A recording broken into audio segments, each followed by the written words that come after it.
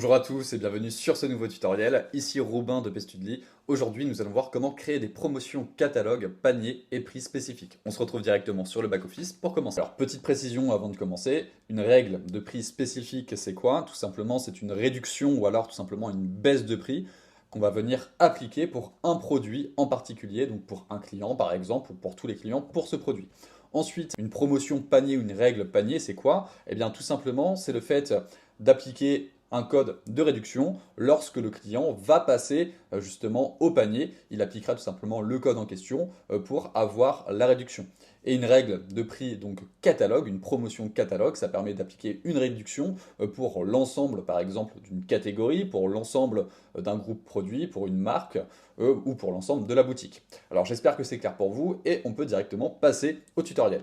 Très bien, donc une fois sur le back-office, on peut directement se rendre dans l'onglet catalogue et ensuite dans l'onglet réduction juste ici. Ici, on a plusieurs possibilités. La première, c'est tout simplement d'ajouter une règle panier et la deuxième, c'est d'ajouter une règle de prix catalogue. Pour ajouter une règle panier, tout simplement, on clique sur ajouter une règle panier en haut à droite. Ensuite, on va tout simplement compléter les informations de cette nouvelle règle panier. Ici, on peut lui donner un nom.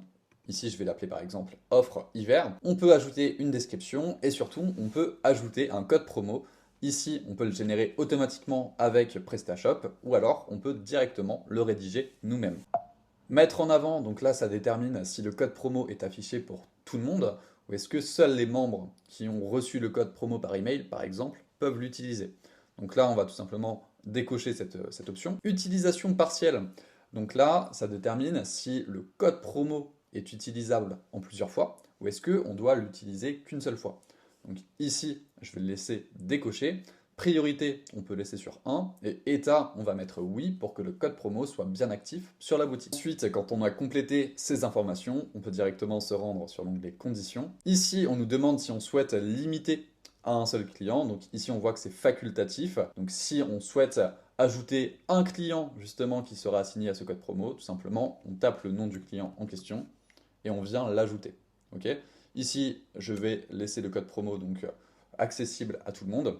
Ici, la validité, tout simplement, c'est la durée pendant laquelle le code promo sera actif. Donc là, on peut définir une date. J'ai défini la durée donc du 18 jusqu'au 25 novembre. Ensuite, montant minimum. Ici, on peut définir donc le montant à partir duquel le code promo sera actif. Par exemple, on peut mettre 20 euros, comme ceci.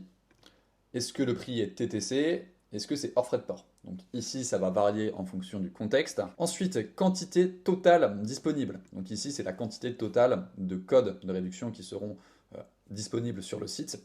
Excusez-moi. Ici, par exemple, on peut mettre 20, comme ceci. Encore une fois, ça va varier en fonction du contexte. Quantité disponible pour chaque utilisateur, là, on peut laisser sur 1 également. Restriction. Ici, donc, est-ce qu'on souhaite ajouter des restrictions pour ce code promo? Donc ici, on peut déterminer quels sont les pays qui sont concernés par le code promo. Ici, on peut par exemple sélectionner donc uniquement la France. Et donc si on souhaite que les États-Unis ne soient pas concernés par le code promo, simplement on clique sur retirer juste ici. Si on souhaite le rajouter, on clique sur ajouter. Ok. Ensuite, sélection des transporteurs. Quels sont les transporteurs qui seront appliqués justement à ce code promo? Ici, même principe, on peut tout simplement retirer les transporteurs et ajouter ce qu'on souhaite. Sélection de groupe de clients, donc on peut vous demander d'appliquer ce code promo pour un certain type de groupe de clients. Ici, on peut par exemple sélectionner le groupe privé et retirer les autres, comme ceci. Compatibilité avec les autres règles panier, donc ici, même principe, on peut sélectionner les règles de panier qui vont également s'appliquer en plus du code promo. Et on a également la possibilité de sélectionner un seul produit pour lequel ce code promo sera actif. Une fois qu'on a fait l'ensemble des modifications, on peut passer à la troisième étape, c'est les actions. Oui ou non. Appliquer une réduction en pourcentage en fonction du montant, ou est-ce qu'on ne veut pas de réduction? Ici, on peut appliquer une réduction en fonction du pourcentage. Ici, on peut mettre une réduction par exemple de 10%, comme ceci. Appliquer la réduction à donc la commande, un produit spécifique, le produit le moins cher ou les produits sélectionnés. Ici, ça dépendra du contexte qu'on vous donnera le jour de l'examen. Ici, on peut mettre, par exemple, en fonction de la commande. Est-ce qu'on souhaite exclure les produits en promotion et est-ce qu'on souhaite envoyer un cadeau en plus? Donc ici, on peut sélectionner cette option et sélectionner le produit que l'on souhaite envoyer en guise de cadeau. Une fois que c'est fait et qu'on a complété l'ensemble de ces informations, on peut enregistrer et quitter. Là, on a créé donc la règle panier, elle est bien créée, juste ici on voit le message de succès. Ensuite, on peut également vous demander de créer une règle de prix catalogue. Alors pour ce faire, on va directement cliquer sur règle de prix catalogue juste ici. Même principe, on peut ajouter une règle de prix catalogue. Ensuite, pour cette règle de prix catalogue, on peut lui donner un nom. Par exemple, je veux que cette règle s'applique pour les t-shirts. Donc là, je vais l'appeler t-shirt, tout simplement. Devise, on peut sélectionner une devise. Là, je vais mettre euro. Pays, je vais mettre France. Groupe, ici, on peut sélectionner les groupes qui seront concernés par cette règle de prix catalogue. Ici, je peux mettre le groupe, par exemple, client. À partir de quelle quantité, ici, on peut laisser sur 1, ça dépendra du contexte. Montant hors taxe, ici, pour l'instant, c'est vide.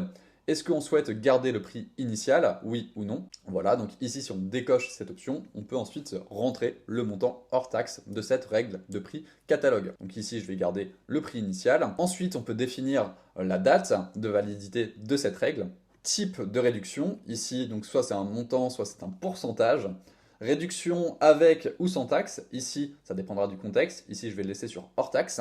Et on peut définir la réduction qu'on va mettre sur 10%. Une fois que c'est fait, on peut cliquer sur enregistrer. Et ici, on voit que la règle de prix catalogue a bien été créée. Maintenant, l'objectif, c'est de créer une règle de prix spécifique. Donc pour ce faire, on va directement se rendre sur l'onglet catalogue, produit juste ici. On sélectionne le produit que l'on souhaite modifier. Moi, j'ai pris mug personnalisable. Ensuite, on se rend dans l'onglet prix. Et si on descend un petit peu, on voit qu'on a l'onglet prix spécifique juste ici. Donc là, on peut tout simplement cliquer sur ajouter un prix spécifique. Ici, on a une fenêtre qui s'ouvre. Donc là, on va pouvoir paramétrer les conditions. Appliquer à, ici, on va choisir la devise. Est-ce qu'on souhaite que ça s'applique à tous les pays ou est-ce qu'on souhaite sélectionner un pays en particulier? Et est-ce qu'on souhaite que ça s'applique à tous les groupes ou à un groupe en particulier? Ici, on peut sélectionner par exemple le groupe client. Ensuite, l'option appliquer à tous les clients, donc si on la désactive, simplement on peut rechercher un client en particulier, ou alors on peut laisser activer pour que cette règle de prix spécifique s'applique à tous les clients. Nombre minimal d'unités achetées, ici on peut laisser sur 1. Durée, donc là on peut définir une date de validité, donc de telle date jusqu'à telle date, ou alors on peut ne pas mettre de date de fin. Ok ?